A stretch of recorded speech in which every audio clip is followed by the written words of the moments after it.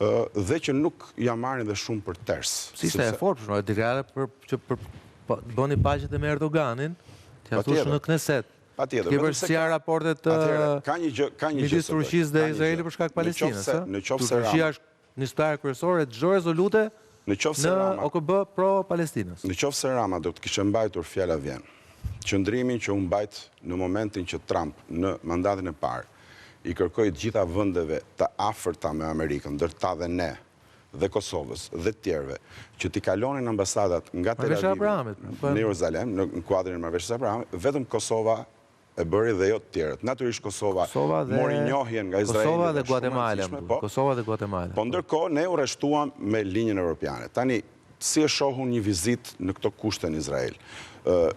Ajo që tha zoti Muçi, nëse nuk është e vërtet, është e gjetur, siç thonë italianët. Pra, ka është një teori e cila natyrisht krijon ato levat e influencës tek administrata amerikane, sepse dihet që është një linjë preferenciale mes Washingtonit dhe Tel Avivit, dhe natyrisht që Rama nuk kapset mos ta shfrytëzoj këtë lloj leve.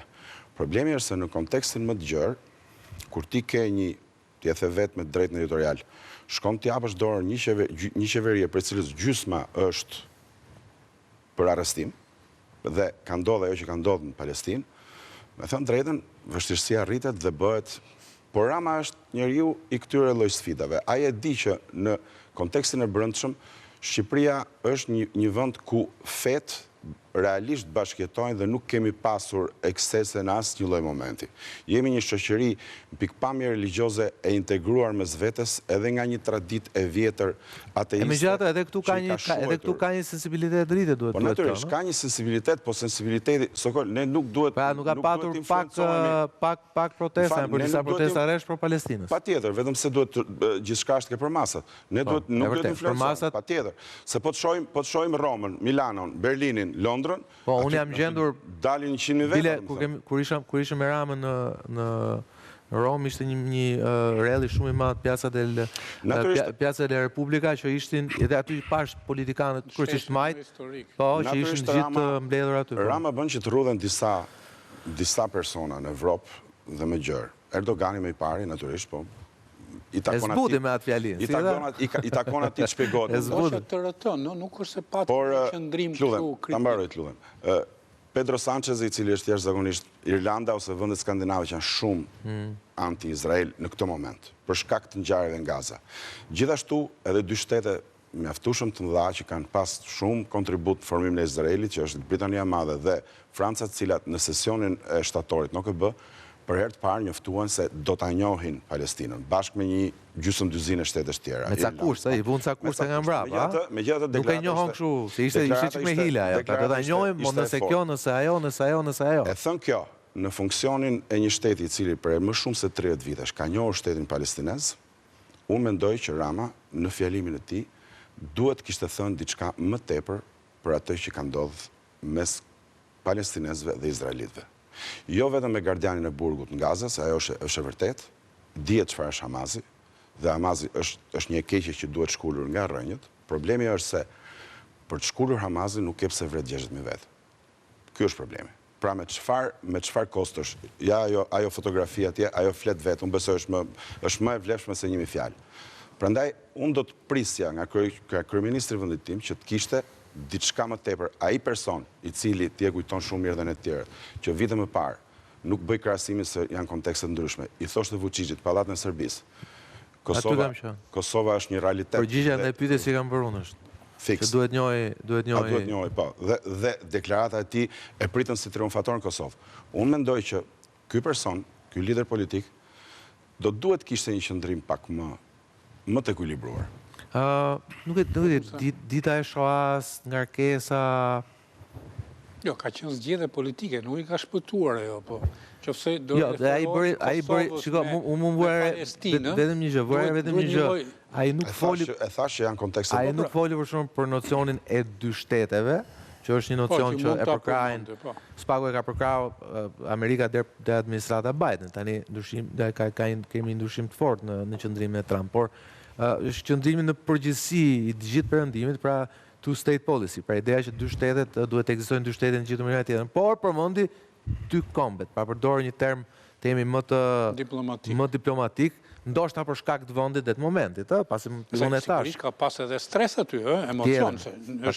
Patjetër. Ti përmendesh Turqinë aty është, kupton, është. Po, mos harrojmë që unë besoj që edhe vizita e ministres jashtme të Shqipërisë në të njëjtën kohë në Turqi ka patur një funksion të saktuar. Ka patur një, po themi, një motor. Pas vizitës që ajo pati gjithashtu në Izrael. Po, se jo. Në Izrael, ndoshta. Për t'i thënë, jo vetëm Turqis, po edhe Izraeli që, shiko, ne jemi këtu duke të dënë maksimumin e pikëve, po ama jemi dhe atje. Kështu që në një farë mënyre, veprimtaria protokollare në diplomaci, Skënderij duhet ta di më mirë se ka punuar afër me ministrat të fushës, kështu që në diplomaci flet shumë. Protokolli, ambasadori patjetër, protokolli i qeverisë shqiptare ka qenë dualist, do më thënë ka pasur vëmendje ndaj Turqisë për ta menaxhuar një shqetësim, dhe unë para se të vija këtu kërkova këtë TRT-ja, gjitha qëndrimet po themi të Turqisë zyrtare në raport me vizitën. Nuk pash në një reagim radikal. Nuk besoj që është momenti që ata, shiko, Turqia është një shtet i madh dhe nuk reagon me një herë në këtë, edhe e përmendi Skënderi që shtetet e mëdha bëjnë lëvizje më të ngadalta dhe më të qëndrueshme. Dhe ne, në fakt, prej disa muajsh kemi vënë re që marrëdhëniet diplomatike mes Shqipërisë dhe Izraelit kanë dalluar në njësi kohe edhe me vendet të tjera. 200% janë rritë shkëmbime tregtare vetëm 2025. Pikërisht, pra, është qartë që në marrëdhëniet me Izraelin Shqipëria ka hapur një kapitull tjetër. Sa e studiuar është kjo dhe çfarë pasojësh pozitive apo benefite do të ketë, këtë do të pritet ta shohim. Unë mendoj se Turqia në një farë mënyrë nga gjithë performanca dhe paraqitja dhe gjuha e kryeministrit në Izrael ka një stepje ndoshta dhe pavarësisht deklaratës që bëri Rama në parlament, nuk është se e justifikon gjithë kthesën e madhe. E parë në tërësi, ne kemi një kthes në raport me Izraelin dhe për çfarë arsyesh bëhet, e para është se kryeministri mendon që nëpërmjet Izraelit do të jetë shumë afër administratës Trump. Sepse është i vetmi vetë që shumë afër presidencës Trump dhe gjithasaj administratë. Ne mos harrojmë që linja Netanyahu, që mbështetet nga AIPAC, nga lobi zyrtar hebre në Amerikë, është anija më e sigurt që e dërgon Rama. E para dhe e dyta është një linjë që shkon përplasje me linjën e Sorosit. Edhe kjo është element i rëndësishëm për të vlerësuar. Rama ka parë që europianët kanë problematika dhe në marrëdhënie me Washingtonin. Meloni ka një stepje dhe nuk ka një siguri e plot për ta ndihmuar Ramën. Meloni ka marrë rolin e intermediarit, që të parafrohet me administratën Trump. Dhe në fund fare duket që Izraeli është ai që ndoshta e garanton më tepër Ramën që të afrohet aty ku ai ka, me sa duket, pengesa dhe nevoja për të rikuperuar marrëdhënie.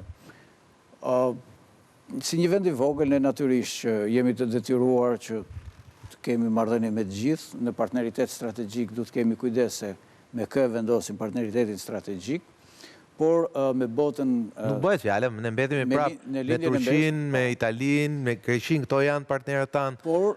Strategjik mbetet Turqia dhe Italia. Por pse janë sfiduese marrëdhëniet me Izraelin, ne nuk du të kemi kompleksin për të mos i bërë marrëdhëniet e mira. Unë mendoj që Shqipëria përfiton nga marrëdhëniet e mira me Izraelin.